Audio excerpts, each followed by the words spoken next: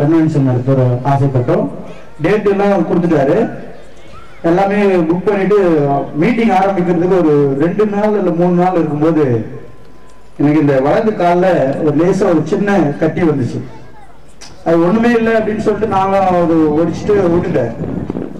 அது அப்படியே உள்ளே செப்டிக் ஆயிட்டு இந்த ஒரு கால் வந்து வராமே போயிடுச்சு.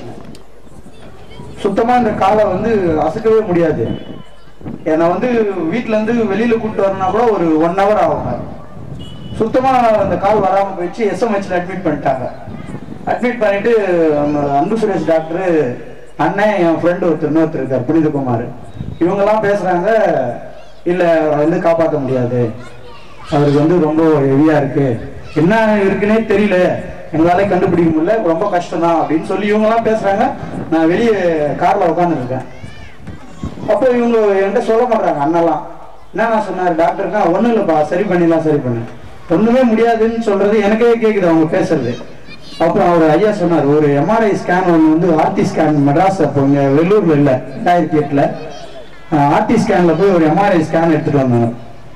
அப்போ என்னை வீட்டுல வந்து சும்மா வெளியே நிக்குது. என்னை வீட்டுல வந்து வண்டியில ஏற்றணும், உட்கார வைக்கணும். எங்க அண்ணன் இருக்காரு, ஜீவன் சேகர் இருக்காரு, என் ஃப்ரெண்டு எல்லாரும் இருக்கிறாங்க. ஒரு இங்கிருந்து அங்கதான் வரணும் வாசப்படி. அந்த வாசப்படிக்கு என்னால என்னை வந்து அவங்களால கொண்டு வர முடியல. சேர்ல உட்கார வச்சு அப்படியே தூக்குனாலும் முடியலங்க. ஃபுல்லா இந்த கால் வந்து ஒரு சும்மா ஒரு துளி கூட அசைக்கவே முடியாம இருக்கு. 1 hour 1.5 மணி நேரம் போராடி என்னை வந்து சும்மால உட்கார வச்சுட்டாங்க. நான் மெட்ராஸ் போயிருக்கிறேன். இங்க எல்லாருமே வந்து இது மாதிரி பேனர் எல்லாம் ஒட்டின்னு இருக்கிறாங்க. போன் பண்றாரு எங்க அண்ணன், என்னப்பா எப்படிப்பா இந்த மாதிரி பேனர் கட்ட போறோம், சரி நான் வந்துடுவேன், அதுக்குள்ள சரியாயிடும். நைட்டு 10 மணிக்கு அங்க ஸ்கேன் ரிப்போர்ட் கொடுத்தாங்க, எடுத்து வந்து எஸ்எம்ஹெச் பண்ணா அப்பதான் டாக்டருக்கே தெரியுது, இல்ல இவருக்கு உடனடியாக ஆபரேஷன் பண்ணணும்னு சொல்லி ஆபரேஷன் டேட் குறிச்சிட்டாங்க. August 15 meeting. எனக்கு ஆகஸ்ட் 11ஆம் தேதி டேட் வச்சுட்டாரு ஆபரேஷன் பண்ண. சரி ஆபரேஷன் அப்போ கூட அண்ணா சொல்ல, நீ கூட்டத்துக்கு வந்துருவேப்பான்னு. கண்டிப்பா நான் வந்து நான் ட்ரம்ஸ் வாசிப்பேன் நான் கூட்டத்துல, அதுக்குள்ள எனக்கு சரியாயிடும். ஏன்னா 11ஆம் தேதி ஆபரேஷன், ஒரு 2 days ரெஸ்ட் எடுத்தா கூட நான் 15th வந்துருவேன் அப்படின்னு ரொம்ப நம்பிக்கையா சொல்றேன். 11ஆம் தேதி ஆபரேஷன் பண்ணாங்க. அன்னைக்கு ஆபரேஷன் பண்ணி வார்டுக்கு எடுத்து ரொம்ப சொல்றாரு டாக்டரு, இவர் வந்து நடக்க முடியாது, இவர் நடக்கணும்னு சொன்னா குறைந்தபட்சம் 6 மாசம் ஆகும் அப்படின்னு சொல்லிட்டாரு. மீட்டிங் டேட் வந்துருச்சு. முழுக்க முழுக்க நான் வந்து அண்ணா கூட வந்து இந்த மீட்டிங்காக எவ்வளவு வேலை செய்யணும் கூட இருக்கிறவங்களுக்கு தான் தெரியும். ஆனா மீட்டிங்க்கு ஒரு போஸ்ட் ஓட்டோ, ஒரு நோட்டீஸ் கொடுக்கவோ, எதுவுமே ஆர்கனைஸ் பண்றதுக்கு எதுவுமே என்னால பண்ண முடியல. ஆபரேஷன் பெட்ல இருக்கேன். பட் எனக்கு மீட்டிங் ஆரம்பிச்சுட்டாங்க. சொல்றேன், நான் நாளைக்கு வந்துருவேன், இன்னைக்கு வந்துருவேன். டாக்டர் கன்ஃபார்மா சொல்லும் போது தான் நீங்க 6 மாசம் ஆகும், நடக்கவே முடியாதுன்னு சொல்லிட்டாரு. அப்ப கூட அண்ணா வந்து அழுகுறாரு, என்னப்பா எனக்கு கைக்கு கூட ஆள் இல்லை அப்படின்னு சொல்லிட்டு, சரி இருங்க நான் பாத்துக்கலாம்னு சொல்லி. அப்ப ஒவ்வொரு நாளும் ஐயா வந்துட்டாங்க. மீட்டிங் நடந்துருக்குது. நான் வார்டுல இருந்து அந்த பெட்ல இருந்து வார்டுக்கு வந்து இதுல உட்கார வச்சு எடுத்துட்டு வந்து நிக்க வச்சுட்டாங்க. அங்கிருந்துனே நான் போன்ல என் ஃப்ரெண்டு தான் ஆடியோ போட்டு இருந்தாரு, பா சவுண்டே சரியில்லை, கொஞ்சம் ஷார்ப் பேர். அவங்களுக்கு அங்கிருந்துனே நான் இன்ஸ்ட்ரக்ஷன் கொடுத்துன்னு இருக்கேன், இந்த மாதிரி பண்ணுங்க, இந்த மாதிரி பண்ணுங்க. அண்ணா ஒவ்வொரு டைமும் போன் பண்ணி ஐயா கிட்ட சொல்லிட்டாரு, ஐயா என் கூட தம்பி இது மாதிரி ஆயிடுச்சுன்னு. சண்டே சர்வீஸ் 3வது நாள் கடைசி அன்னைக்கு நம்ம சர்ச்சில் சர்வீஸ் முடிச்சுட்டு அப்படியே எல்லாருமே ஹாஸ்பிட்டலுக்கு வந்துட்டாங்க. ஹாஸ்பிட்டலுக்கு வந்து நான் பெட்ல தான் படுத்துன்னு இருக்கிறேன். ஐயா வந்து ஒரு வல்லமையான ஒரு அந்த ஜபம், அதை இப்ப சொல்றது கூட தெரியலங்க எனக்கு. அப்ப இப்போ ஒரு கிட்டத்தட்ட 1/2 hour வார்டு உள்ளவே எனக்காக 1/2 மணி நேரம் பண்ணாரு. நான் டாக்டர் வந்து செத்துருவாருன்ட்டாரு. 6 மாசத்துல நடக்க முடியாது, 6 மாசம் ஆகும்னு டாக்டர் சொல்லிட்டாரு. சரி இப்ப என்ன இதுக்கு எப்படிதான் சொல்லி ஐயா பிரேயர் பண்ணாரு, எப்படி நடக்குதோ பார்க்கலாம். ஐயா ஒரே அப்ப சொன்னது எனக்கு நல்ல ஞாபகம் இருக்கு, உங்களுடைய வாழ்வு முடிந்து போகவில்லை, உங்களுடைய வாழ்வு முடிந்து போகவில்லை, அநேக மக்களுக்கோ அநேக கூட்டங்களுக்கோ அநேக ஊழியர்களுக்கோ நீங்க ஒரு உதவியாக ஒரு சாட்சியாக இருப்பீங்கன்னு சொல்லி அன்னைக்கு ஜெபம் பண்ணார். ஆகஸ்ட் முடிஞ்சுச்சுங்க. செப்டம்பர் அக்டோபர் 2 மாசம். டாக்டர் தான் 6 மாசம் சொல்லிட்டாரு. சரி ஒரு ஸ்டிக்கு கொடுத்துட்டாங்க.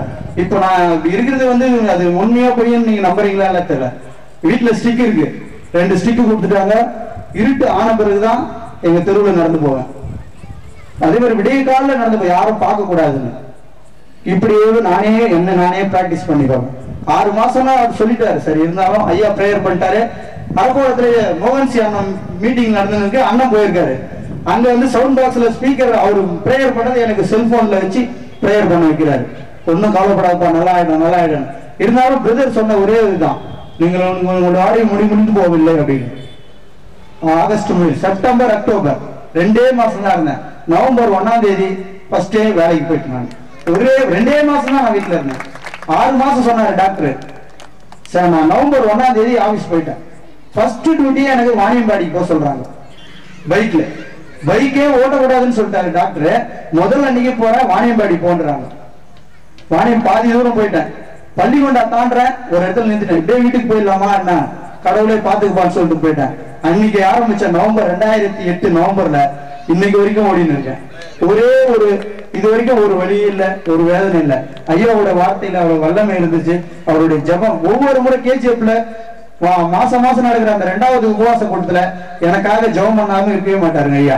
அண்ணன் கிட்ட சொல்லி அனுப்பாரு, எப்படி இருக்காரு பால்னு. அவர் சொன்ன ஒவ்வொரு இதுவும் என்னுடைய வாழ்க்கையில நன்மையான காரியங்கள் நடந்து இன்னைக்கு உங்க முன்னாடி நல்லா வண்டி ஓட்டுறேன், எல்லாமே எல்லா கச்சேரி எல்லாருமே போறேன். அவருடைய வார்த்தையில அந்த வல்லமை இருந்துச்சு. அதை கேட்டு தேவன் எனக்கு அற்புத சுகத்தை கொடுத்தார். அவருக்கும் நம்முடைய கர்த்தராகிய இயேசு கிறிஸ்துவுக்கும் நான் மனதார என்னுடைய உள்ளத்தில் ஆயத்திலிருந்து நன்றியை தெரிவித்துக் கொள்கிறேன். நன்றி. வார்த்தை கொண்டிப்போ அவர் எப்படி போனாரு, கட்டை வச்சுட்டு போனாரு.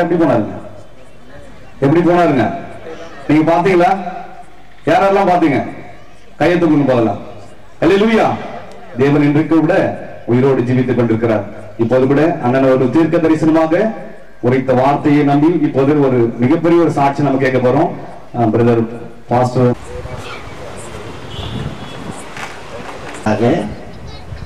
2008வது வருஷத்துல நம்ம மத்தியில தேவ செய்தியை கொடுக்க வந்திருக்கிற மதிப்புக்குரிய போதகர் ஜான் ஜோசப் அவர்கள் கற்பகம் லாட்ஜில் அவரை பார்த்து பேசும்படியாக நான் சென்றிருந்தேன். அப்பொழுது சில வேலைகளை செய்துகிட்டேன், ஜெபிச்சுக்கிட்டு தீர்க்க தரிசனமா இல்ல, அவர் கூட்டத்துக்கு போறதற்கு ஆயத்தமாகிறார். சீப்பு எடுக்க வேண்டியது, துணி எடுக்க வேண்டியது, டை ரெடி பண்ண வேண்டியது, இது போன்ற காரியங்களை செய்துகிட்டே சில வார்த்தைகளை எனக்கு சொன்னார். பாருங்க, இந்த சில வருடங்கள்ல நீங்க கொஞ்சம் சிரமத்தெல்லாம் அனுபவிக்க வேண்டியது இருக்கும். அதுல ஏன் இந்த ஊழியத்துக்கு வந்தோம் என்ற ஒரு சோர்வான நிலை உங்களுக்கு ஏற்படும். அல்லது இந்த இடத்தை விட்டு வேற ஒரு இடமாவது சென்றலாமா என்றெல்லாம் உங்களுக்கு தோணும். ஆனா நீங்க அதிலெல்லாம் நீங்கள் இடம் கொடுத்து பின்வாங்கி விடாமல் நீங்கள் நினைத்திருங்க, சில காரியங்களை ஆண்டவர் வைத்திருக்கிறார். இன்னும் நிறைய சொல்லணும், ஆனா எனக்கு அது எப்படி சொல்றது என்னங்கிறது எனக்கு தெரியல அப்படின்ட்டார். அதோட முடிச்சுட்டு அவங்க கிளம்பிட்டாங்க. அதே மாதிரி ஆண்டவர் சில பாடுகள் மத்தியில நமக்கு ஒரு ஆலயத்தை கட்டி கொடுத்தாரு. அதை பிரதர் ஜெயபால் அவர்கள் முன்னிருந்து செய்தாங்க. அது 2 வருஷம் கொஞ்சம் தடையில்லாமல் நடந்ததுக்கு அப்புறம் ஆண்டவருடைய சித்தப்படி வேற இடத்துக்கு மாற்ற வேண்டிய சூழ்நிலை வந்த போது சொந்தமாய் ஆண்டவர் ஒரு இடத்தையும் கொடுத்து கிட்டத்தட்ட சமீபத்துல இப்பொழுது 4ஆம் தேதி தான் என்ன செய்தார், பிரதிஷ்டை செய்யும்படியாய் ஆண்டு உதவி செய்தார். ஒரு 7-8 லட்சம் ரூபாயில அருமையான ஆலயத்தை கட்டி அதில் அநேகரிங்க ஆலய திறப்புலாவுக்கு வந்த நினைக்கிறீங்க நிறைவு செய்தார். எனக்கு அப்பொழுதெல்லாம் நினைப்புள்ள ஏதோ ஒண்ணு விட்டேன். ஆனால் பின்னாட்கள்ல யோசிப்பு உயர்த்தப்படுகிற போது வசனம் அவனை புடமிட்டது என்று சொன்னது போல சில காரியங்கள் நடக்கிற வரைக்கும் சில பாடுகள் இருந்தது. பிற்பாடு அது இப்போது சௌரியமாய் ரொம்ப லெகுவாய் ஆசீர்வாதமாய் மகிழ்ச்சியா இருக்கிறது. இந்த தேவனுடைய மனிதன் அவர் தேவனுடைய வார்த்தையை சொல்லுகிற போதகர் மாத்திரமல்ல, ஆண்டவருடைய வார்த்தையை உள்ளத்திலிருந்து ஏவி சிலருக்கு தீர்க்கமாய் சொல்லுகிற தீர்க்க தரிசன வரத்தை உடையவர் என்பதற்கு நானும் ஒரு சாட்சி. கர்த்தர் உங்களை ஆசீர்வதிக்கிறார். அவர்கள் இந்த காட்சியை பார்த்திருக்கிறாங்க. அந்த காட்சி அவர் சொல்ல பாத்தீங்கன்னா எங்களுக்கெல்லாம் அப்படியே சிலிர்த்து போயிட்டு இருந்தாங்க. அல்லேலூயா. அவர்கள் காட்சி இயேசுவின் சத்தம் ஜெப ஊழியத்தின் செக்ரட்டரி அவர்கள் ஆய்வில் அங்கிள் வர்ஷிப் நடத்தும் போது நான் கண்ணை மூடி ஜெபம் பண்ணிட்டு இருந்தேன். அப்போ வந்து ஆண்டி வந்து ஏசப்பாக்குள்ள ஆவில நிரம்பிட்டு நான் பார்த்தேன். அப்போ எனக்குள்ளே ஒரு மாதிரியா எனக்கு ஒரு ஃபீலிங் ஆயிடுச்சு. என் கண்கள் வந்து எனக்கு அப்படியே சில்லுன்னு இருந்தது. மேலேருந்து ஏதோ ஒரு அக்கினி வந்து நான் ஆண்டி மேலே இறங்கின மாதிரி நான் ஃபீல் பண்ணேன். அங்கே அப்படியே வெளிச்சமா இருந்தது, ஜொலி ஜொலிப்பா இருந்தது. எனக்கு என்னால் நம்ப முடியல. நான் பார்த்த உடனே அப்படியே ஆச்சரியப்பட்டேன். ஏசப்பாவை எனக்கு தரிசனம் காட்டிருக்காரு அப்படின்னு நடந்திருக்கேன். நான் எத்தனையோ தடவை பார்த்துருக்கேன், ஆனால் இது மாதிரி பார்த்தது இல்லை. நான் ஏசப்பா கொரோனா கொடி நன்றி சொல்கிறேன். இத்தனை நாள் நான் வந்து ஏசப்பாக்காக ஜெபம் பண்ணேன். ஏசப்பா நான் உங்களை பார்க்கணும் ஏசப்பா அப்படின்னு. ஏசப்பா இன்னைக்கு எனக்கு வெளிப்படுத்திருக்காரு. நேற்று அங்கிள் ப்ரே பண்ணும் போது நான் அந்த ஆண்டி ஏசப்பா உள்ள போகும்போது நான் பார்த்தேன். ஆண்டிக்குள்ள அப்படியே அக்கினி, ஏசப்பாவோட அக்கினி அப்படியே ஆண்டிக்குள்ள வந்து நான் என்னுடைய சொந்த கண்களாலே பார்த்தேன். என் கண்கள் நான் எங்க இருந்ததுன்னு எனக்கு தெரியல. என் கண்கள் அப்படியே சில்லுன்னு இருந்தது. நான் யார்கிட்ட சொல்லுவேன், என் டேடி கிட்ட ஃபர்ஸ்ட் சொன்னேன், அங்கிள் கிட்ட சொன்னேன். அப்பா அங்கிள் சொன்னாங்க நீ பெரிய பாஸ்டர் ஆகமா அப்படின்னு சொன்னாங்க. நான் ஏசப்பாக்கு ரொம்ப நன்றி சொல்கிறேன். நாங்க கேட்கிறோம் நாளைக்கு வரணுங்க. அருமையான தன்னுடைய சொந்த மகளை பார்த்ததை இந்த சகோதரி அது உண்மை என்று உங்களுக்கு சொன்னார்கள். உங்கள் பதில் சொல்ல போறாங்க. கர்த்தருடைய பரிசுத்த நாமத்துக்கு ஸ்தோத்திரம். எனக்கு பெரிய கஷ்டம், ரொம்ப கஷ்டத்துல நான் அவ்வளோ ஆண்டவரை நான் தேடத்துல ஜெபம் பண்ண முடியறதுல எனக்கு குடும்பம் பாரம் என்னால அப்படி இருக்கும்போது ஆண்டவரே என்ன உங்களால தேட கூட முடியல எனக்கு அப்படின்னு சொல்லிட்டு நான் கடவுளுக்குள்ள ரொம்ப பாரப்படுவேன். இருந்தாலும் நான் அங்க உட்காந்து இருக்கும்போது அங்க ஐயா வர்ஷிப் நடத்தும் போது எழுச்சி நின்ன அவ்வளவுதான் எனக்கு தெரியும். நான் காலை ஊனி நிக்கிறேன், என்னால நிக்கவே முடியல அங்க. அதுக்கப்புறம் நான் எப்படிதான் இங்க வந்தேன்னு தெரியல. எங்க பசங்க என்ன திட்டுறாங்க, நீ போய் அசிங்கமா ஆடுறேன்னு சொல்லிட்டு எனக்கு அது என்னன்னு தெரியாது. நான் காலையில கடவுள் கட்ட ஒப்பு கொடுத்து நான் அழுதேன். ஏசப்பா நான் உங்க முன்னால வெக்கப்பட மாட்டேன், நான் உங்களுக்கு முன்னால அப்பா நான் சாட்சியா நிக்கணும்னு சொல்லிட்டு நான் ரொம்ப அழுதேன். அது எனக்கு எப்படி சொல்றதுன்னு தெரியல. அதனால ஆண்டவர் எனக்கு சாட்சியா அந்த பாப்பாவை தான் நிறுத்திருக்கிறாரு.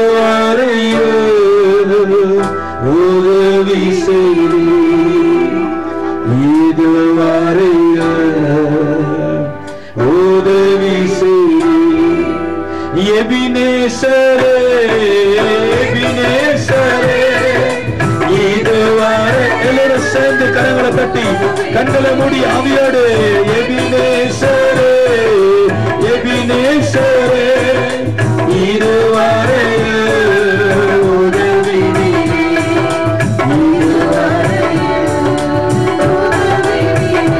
உம்மை முழு உள்ளத்தோடு ஆராதிப்பேன் முழு பலத்தோடு அன்பு ஆராதனை ஆராதனை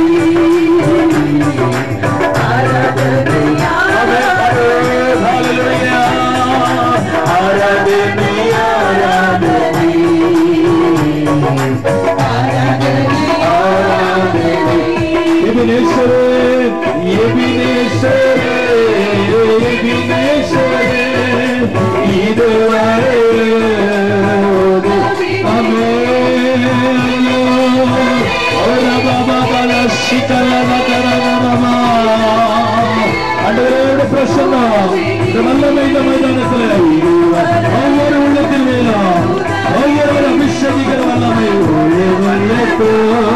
இந்த மைதானத்தை கத்தரை ஆராதிக்கும் கரங்களை கட்டி ஆராதனை செய்து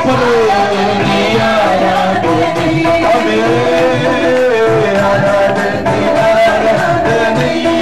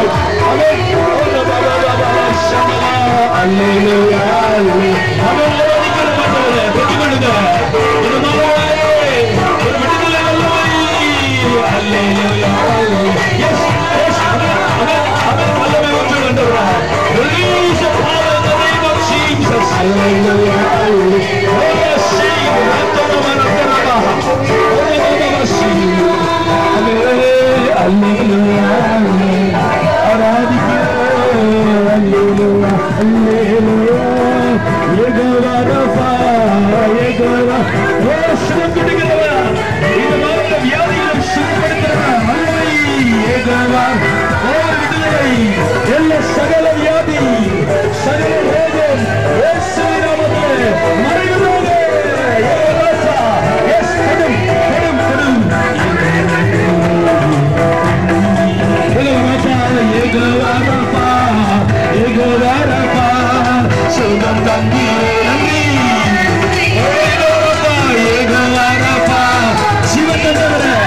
ஜீவனை கொடு ஜீவன் தண்ணீரே சொல்லுங்க ஜீவன் தண்ணீரே நன்றி ஜீவனை கொடுக்கவே ஜீவன் தண்ணீரே நன்றி ஜீவன் தண்ணீரே நன்றி ஜீவன் தண்ணீரே ஜீவன் தண்ணீரே சொல்லுங்க சொல்லுங்க ஜீவன் தண்ணீரே நல்லவை ஓ ஜீவன் நல்லவை ஜீவன் தண்ணீரே நன்றி விடுதலை ஓ சிவன் சுகம்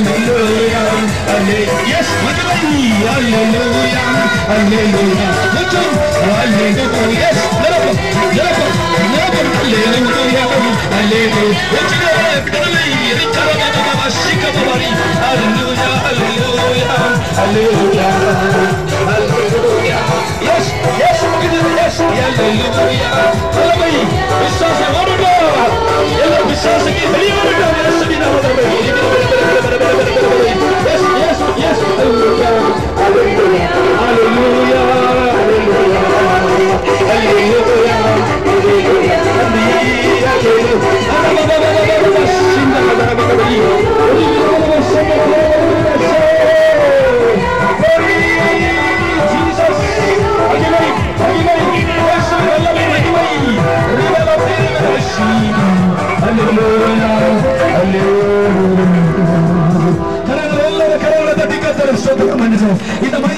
இயேசு கிறிஸ்துவின் வல்லமை இப்போது உங்களுக்குள்ள இறங்கிக் கொண்டிருக்கிறது.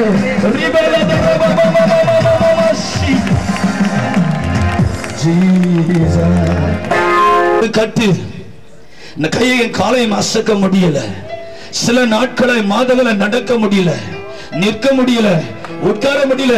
கர்த்தர் உங்களை தொட்டு கொண்டிருக்கிறார். எல்லாரும் கரங்களை தட்டி கர்த்தரை ஸ்தோத்திரம் பண்ணுங்க. கர்த்தர் அநேகரை தொடுகிறார், மகளோடு தொடுகிறார். ஷபனதரா ஒரிபலா ஷே உரிபனந்தரா சிகமோ உதரமம சிகமம ஓரனரா சந்தலதரா மம.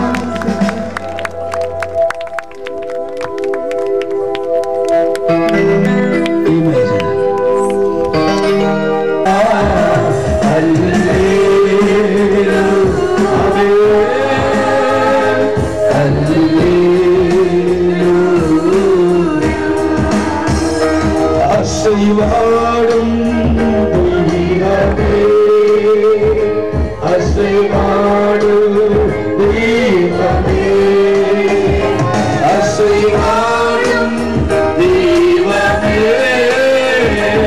அசைவாடும் தெய்வமே, நீங்கும் நீதி அசைவாடும் அமே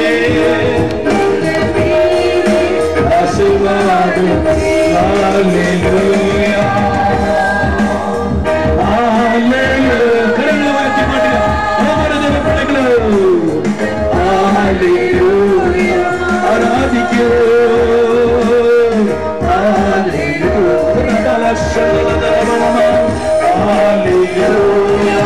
உன்னதமானவரே, பெரியவரே, hallelujah.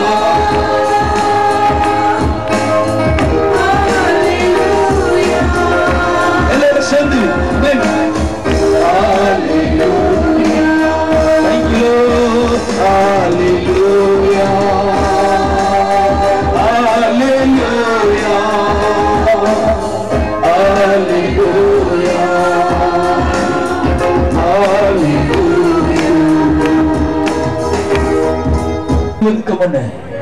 இதோ தீங்கு நாட்கள் உங்களை சேருவதற்கு முன்னே